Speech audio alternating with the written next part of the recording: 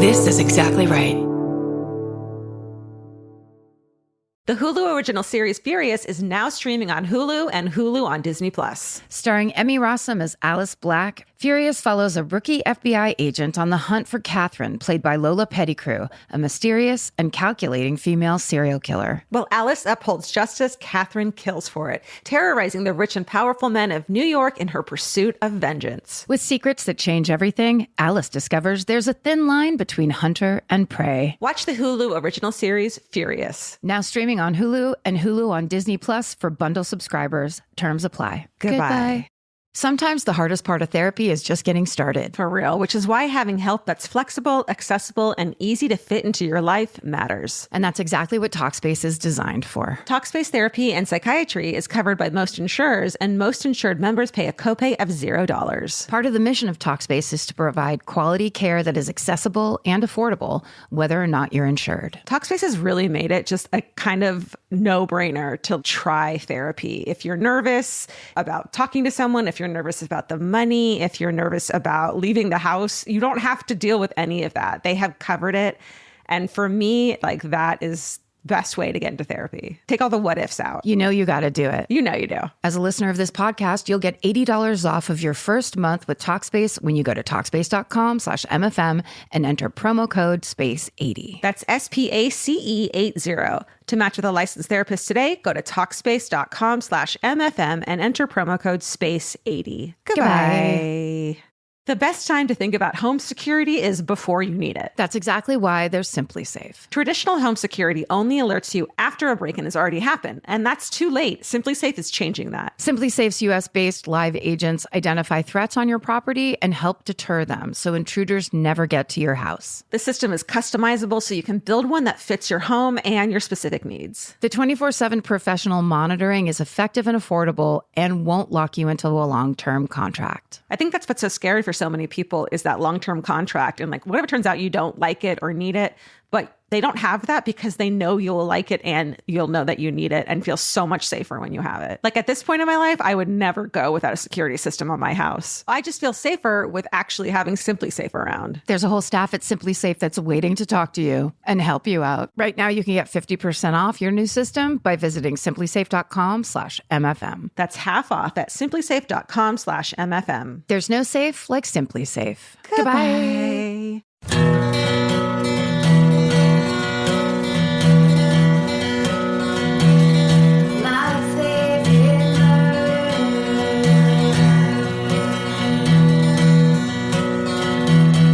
Hello.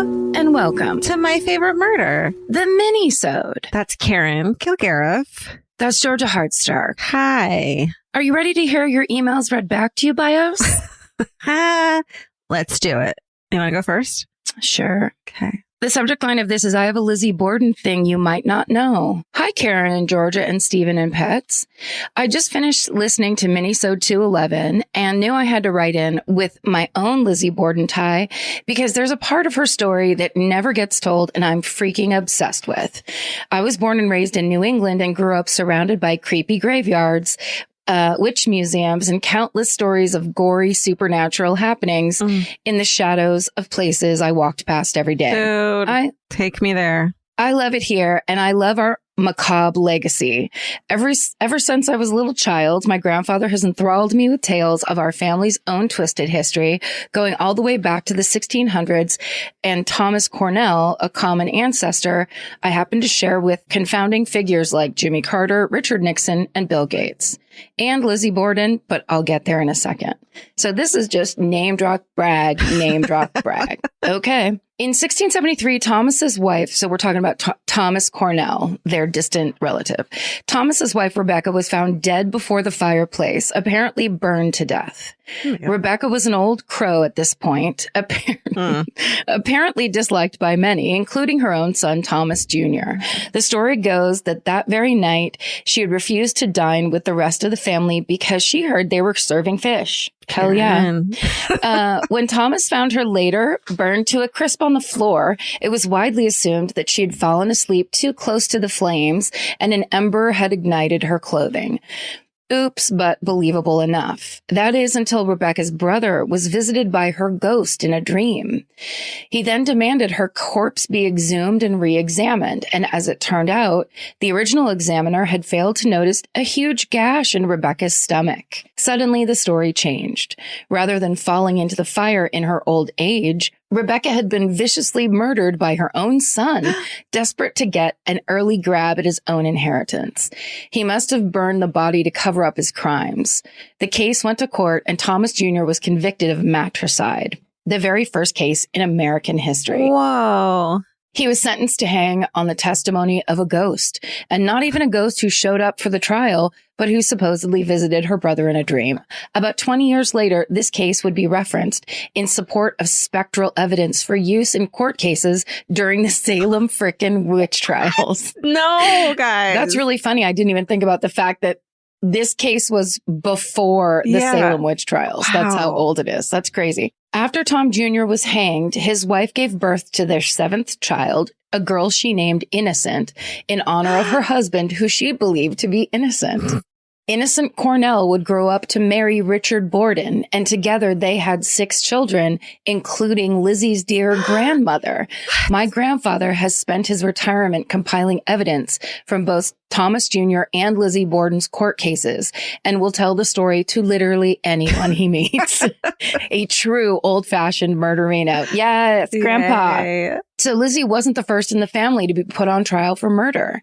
She was the first to get away with it, though. And yes, I fully believe she did it. Sorry this was so long, but I hoped you enjoyed the story. Stay sexy and don't murder your mother, Alex. Wow, what a crazy story.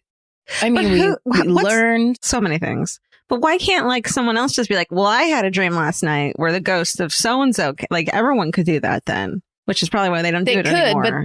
Well, I mean, they could, but then, yeah, that's probably why. But then having exhumed the body and actually found evidence, I think that was really the piece. Okay. You can't just go like, I had a dream. I was in my old high school and it turns out I'm innocent. Doesn't work that way. That was a good one. Okay. This one is, this one's I nearly died in a bounce house. Oh shit. High Murder and Mayhem, Queens and Associates. When I heard your request for ball pit stories, I knew I had to share this cautionary tale. I too was a childhood ball pit treasure hunter, mostly used Band-Aids down there. Oh, no. That's a great little tidbit. Yeah. However, this is not a story about ball pits, but rather their more dangerous cousin, the bounce house. When I was in my early 20s, I had an older friend, C, who had the most epic backyard parties, bonfires, music, free-flowing booze, and weed. It was great. One summer, he rented a bounce house for his young son's birthday party. That night, the birthday boy was at his mom's house, so C thought it would be a great idea to throw another rager with the bounce house as the main attraction for the adults. Nice. Sure. I was stoked. I hadn't been in a bounce house since childhood, so after a few drinks, I decided to check it out with some friends. By this time, the bounce house had seen quite a lot of action and had started to deflate. It was also pretty dark outside, and that combined with a couple beers and a touch of pot made it a disorienting experience. Before I knew it, I was thrown face first into the deflating space between the wall of the bounce house and the inflated surface. I was a scrawny 23-year-old weakling and was completely pinned face down, arms at my side. As much as I struggled, I could not pull free or shout for help. As I struggled for air, my vision began to dim and the panic set in. Just as I was about to resign to my fate of death by bounce house, an arm shot out of nowhere and yanked me back to the surface. My dear, sober friend, Ben, had noticed my legs sticking out of the crevice and literally sprang into action, likely saving my life. Safe to say that was my last bounce house adventure.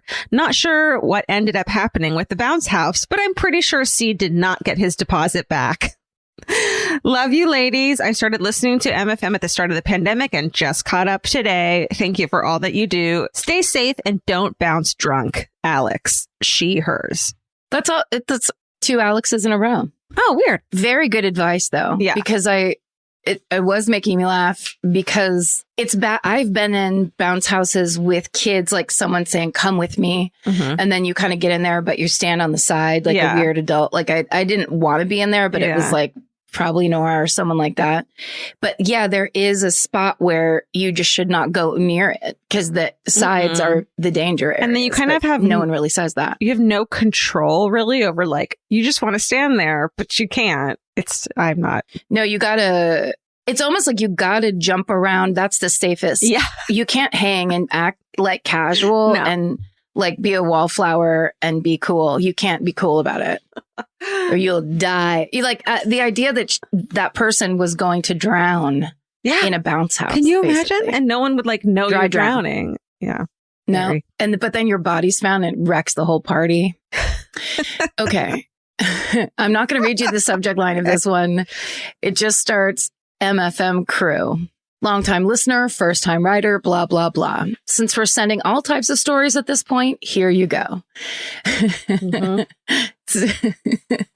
So it was 2004-ish. I was in high school and it was MLK Day. So naturally my parents were working and I was home with my probably 10-year-old brother and his best friend, who was our neighbor. In typical teenage girl fashion, I was up in my room, which was hot pink and lime green. Gross. I disagree. Talking on the phone with one of my friends. Casual. When all of a sudden, my brother runs into the room and says, and then it's in all caps, I need the phone.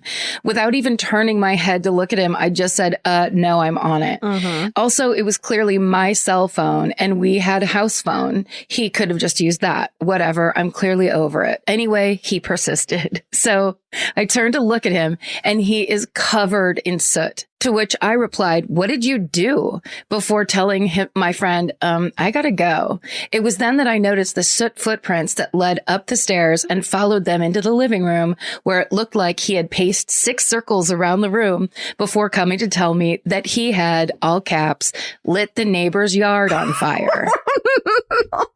I was so excited for the reveal. Okay. Soot footprints everywhere. He and his friend were playing with fireworks. Of course. Parentheses, clearly I was a great babysitter. And one shot 2 yards over and immediately burst the very dry grass into flames. Why should I be laughing? It's so dangerous. But children playing with fireworks was just the norm like in the past. It's what they're fucking for. That's right. It's to make fireworks and then be like, kids aren't allowed to play with them. So what, old people are supposed to play with fireworks? It's for kids. They're about kids. Their children are drawn to them. But the idea that they lit off like a fucking Piccolo Pete thinking they knew exactly the depth and breadth of the power of this thing, and then it just flew away. My favorite, that's genius. Favorite visual of this is the footprints of the kid clearly going, what do I do? What do I do? What do I do? Like a circle. Like, don't want to tell my sister holding his head, beat me up. Yeah. Lighting a cigarette. Okay. So the fire engulfed 3/4 of their backyard, but didn't get to the house because my brother and a bunch of other neighborhood kids brought out all their hoses to put the fire out themselves. Yes. They banded together. By the time the fire department got there, the only remnant was a big black circle of soot.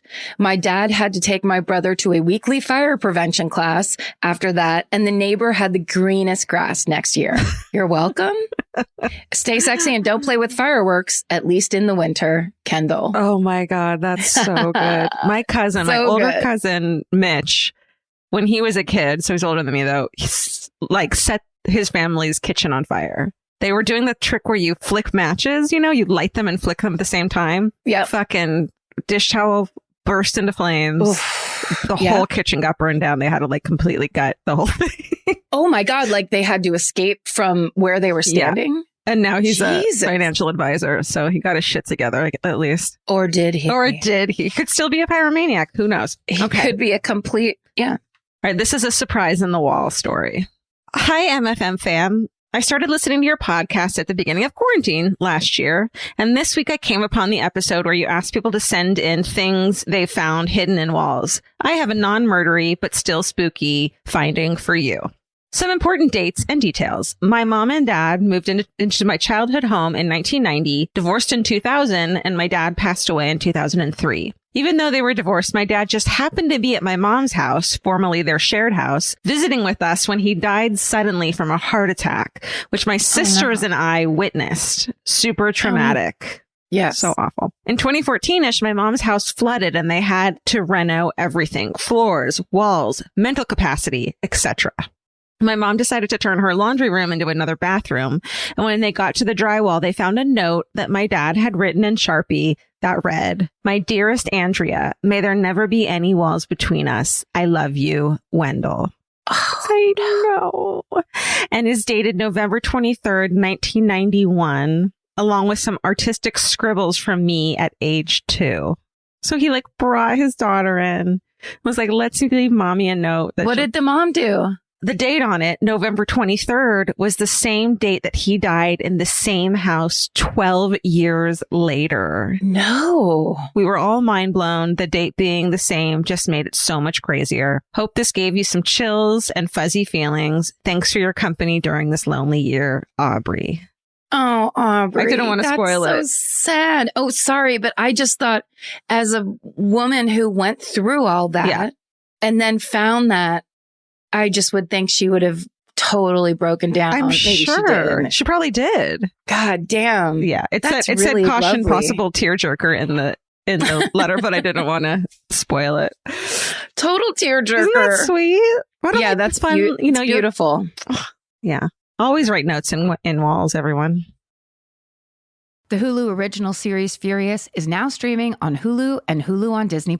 From Liz Merriweather, the Emmy-nominated executive producer of Dying for Sex and The Dropout, comes a gripping psychological thriller. Starring Emmy Rossum, Furious follows Alice Black, a rookie FBI agent on the hunt for Catherine, a mysterious and calculating female serial killer. It's Alice's first case on the job, and she's already bitten off more than she can chew. While Alice believes justice is achieved through law enforcement, Catherine has lost all faith in the legal system. She's taken it upon herself to terrorize the rich and powerful men of New York in her pursuit of vengeance. As Alice and Catherine's twisted game of cat and mouse unfolds, the lines between good and evil and right and wrong begin to blur. With shocking crimes, tangled relationships, and secrets that change everything, Alice discovers there's a thin line between hunter and prey. Watch the Hulu original series, Furious. Now streaming on Hulu and Hulu on Disney Plus for bundle subscribers. Terms apply. Goodbye.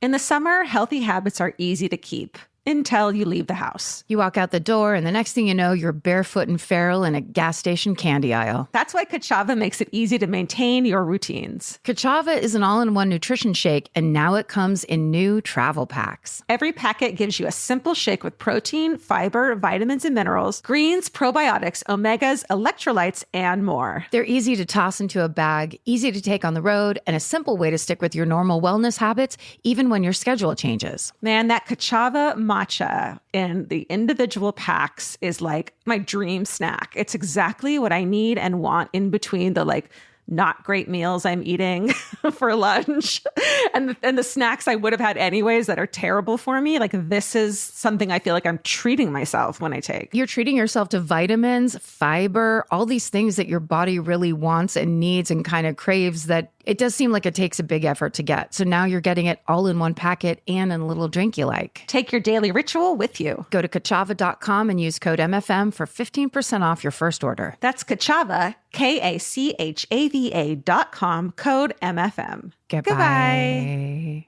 This podcast is brought to you by Squarespace. Every successful small business starts with someone saying, I wonder if people would actually buy this. Squarespace gives you everything you need to find out. From consultations to events and experiences, you can showcase your skills with a customizable website designed to attract clients and grow your business. With Squarespace's collection of cutting-edge design tools, anyone can build a beautiful, professional online presence that perfectly fits their brand or business. Get paid on time with professional invoices and online payments. Plus, streamline your workflow with built-in appointment scheduling and email marketing tools. Head to squarespace.com/murder for a free trial. And when you're ready to launch, use offer code MURDER to save 10% off your first purchase of a website or domain. Goodbye. Sorry, that's why I didn't end on it. No, that's okay. I'm going back to a ball pit story. Great. yes. I love it. So we're going, this is the sine wave of the average minisode. My last one's funny too. So it's pretty good. Okay. But the subject line is ball pits and accidentally justifying my mother's paranoia. I was just listening to the hometown about ball pit scissors and wanted to share my own ball pit story. For my entire life, my mother has had this irrational fear of people hiding dirty needles in random locations, hoping that someday some unsuspecting victim would accidentally get poked by one. Dirty needles were potentially stashed everywhere and anywhere, hidden in the bristles of the fuzzy things at the base of escalators. Oh my God. That's this was really fucking in the 80s, so specific. Though, that these were hidden places. Okay, go on. Dirty needles, because it was a kind of aftermath of the AIDS epidemic, whereas like that was another way you could get it. But the idea of that they would be, how much time do you spend in the fuzzy things at the bottom of escalators? Like that's when you're so a kid, specific. It's like half your mall trip is trying to figure out how the escalator works. Yeah, that's true. So there in coin return slots, yes, the slats between sections of plastic slides, the demo shoes you could try on at the store. You guessed it, ball pits. Those are so fucking specific. I love it. That poor mom was just like, didn't sleep. She just didn't want a surprise bad thing to happen. That's really what I'm reading from all of this. For little kid me, this was a real buzzkill, as I have quite a few memories of sitting out and watching my friends play in a potentially needle-infested ball pit that my mother so graciously protected me from.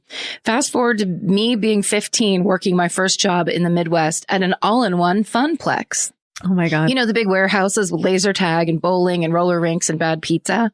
Anyways, this warehouse had a massive ball pit that had a big jungle gym in the center, and you could jump from it into the balls. Oh my God. That's amazing. Once a year, the whole staff would come in on the day that we were closed, and we would empty the ball pit to clean it. So at least this place cleaned it. Once a year? Once a year. Is that what they said? Oh no, that's not enough, friends. For Christmas, you get it's like here's how you get your Christmas bonus: is there's loose change at the bottom of the fucking ball pit. Yep. You can keep whatever you can pick up. Yeah, coins. You heard me. Once a year, and then in what are those little things called? Asterisks. Oh, gags. Yes, just have 2 asterisks. Gags. Completely correct. Well, guess what we found at the bottom of the ball pit? Not 1, not 2, but 3 dirty needles, only 2 of which were capped. I, given my history, was horrified, even more so when my manager told me not to worry. They usually find a few every year. Oh my! I ended up telling my mom, thinking it was a fun, oh, hey, I guess you were right, that dirty needles could be in ball pits. And boy, was that a mistake. Now her irrational needle phobia has only been validated. No chance needles could have fallen from someone's pocket into the ball pit by accident. She is sure it was malicious, and she's on the lookout now more than ever. Fast forward another 5 years, and some friends of mine bought a facility with a ball pit. And since I had previously told the story, I was the first person alerted when they too emptied the ball pit and found an uncapped needle. What? This second instance was not shared with my mother. Yeah. So yeah, ball pits, danger game. Lynn. Wow. Like, I would think maybe 1 in 10 ball pits once a year would have one. But that all the time, that's fucking bananas. I mean, it's like best case scenario, it's children with diabetes. Yes. Yeah. And that are just being irresponsible. But I would think at that age, the mom would be kind of standing by like, don't keep that in your pocket. I'll hold it no for child. you. We don't keep your insulin pen in your just pocket. Run around with it. But we don't know. And then it's like that maybe also there's just some heroin addicts that are like living free and like. Remember when like goth kids would go to like the play area, or like I once saw like a Disneyland, like the goth kids were having their goth day. It's like maybe they just went to a Chuck E. Cheese once and played in the ball pit. But you're saying goths are heroin No, addicts? I'm saying a goth kid with an insulin issue. Oh. I don't know what I'm fucking saying. What I'm saying is, here's my last hometown. Okay. It says, hello, ladies. And then with a bunch of S's. And then it says, snake trigger warning. I just finished listening to the minisode where the family was living on top of a snake den and had to share my snake story featuring my fearless and insane mother. I grew up in Atlanta near the Chattahoochee River, which meant particularly in the warm months that snakes were a pretty regular occurrence.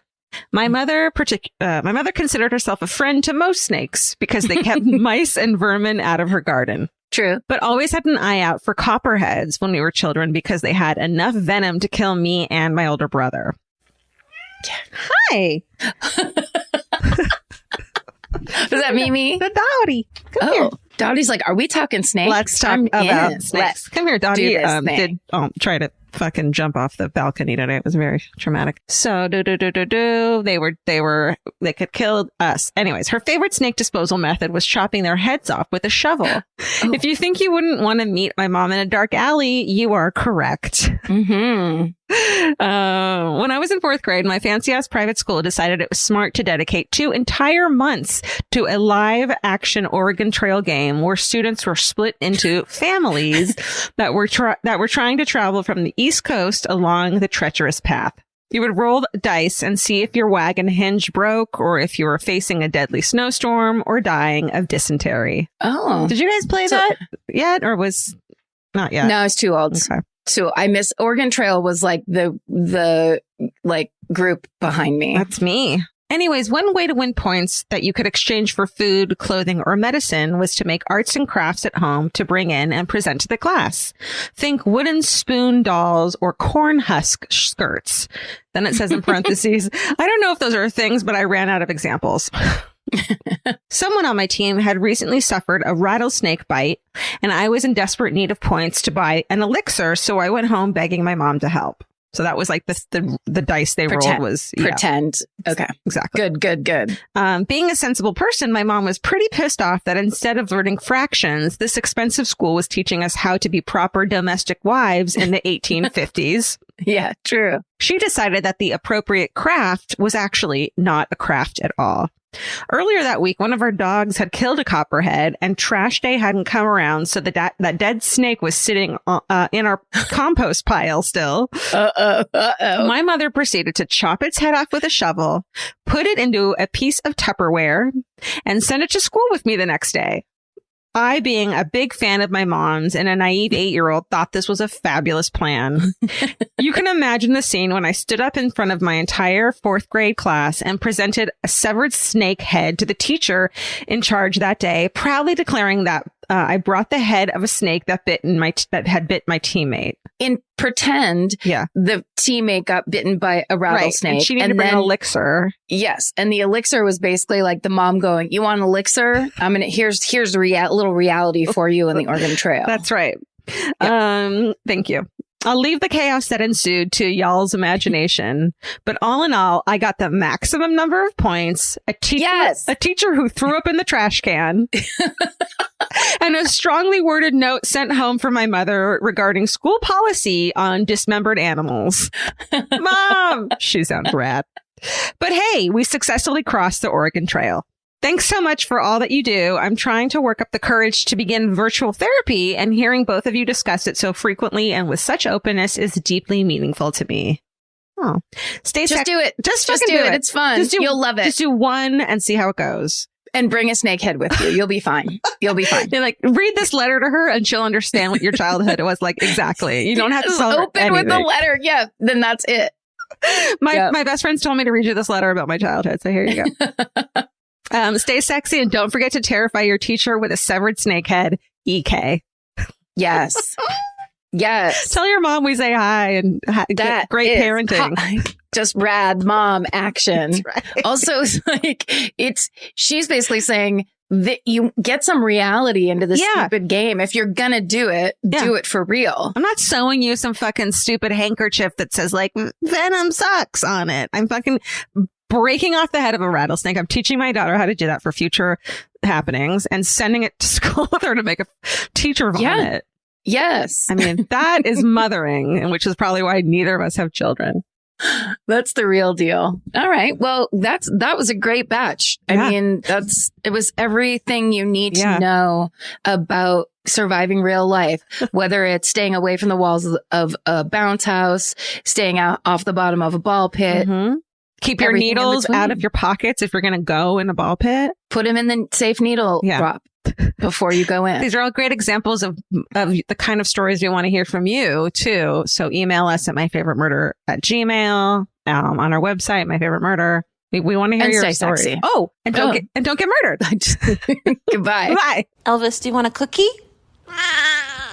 The best time to think about home security is before you need it. That's exactly why they're Simply Safe. Traditional home security only alerts you after a break-in has already happened, and that's too late. Simply Safe is changing that. Simply Safe's US-based live agents identify threats on your property and help deter them so intruders never get to your house. The system is customizable so you can build one that fits your home and your specific needs. The 24/7 professional monitoring is effective and affordable and won't lock you into a long-term contract. I think that's what's so scary for so many people is that long-term contract. And like, whatever turns out you don't like it or need it, but they don't have that because they know you'll like it and you'll know that you need it and feel so much safer when you have it. Like at this point in my life, I would never go without a security system on my house. I just feel safer with actually having Simply Safe around. There's a whole staff at Simply Safe that's waiting to talk to you and help you out. Right now, you can get 50% off your new system by visiting simplysafe.com/MFM. That's half off at simplysafe.com/MFM. There's no safe like Simply Safe. Goodbye. Cheap Caribbean's Jet Set July sale is here.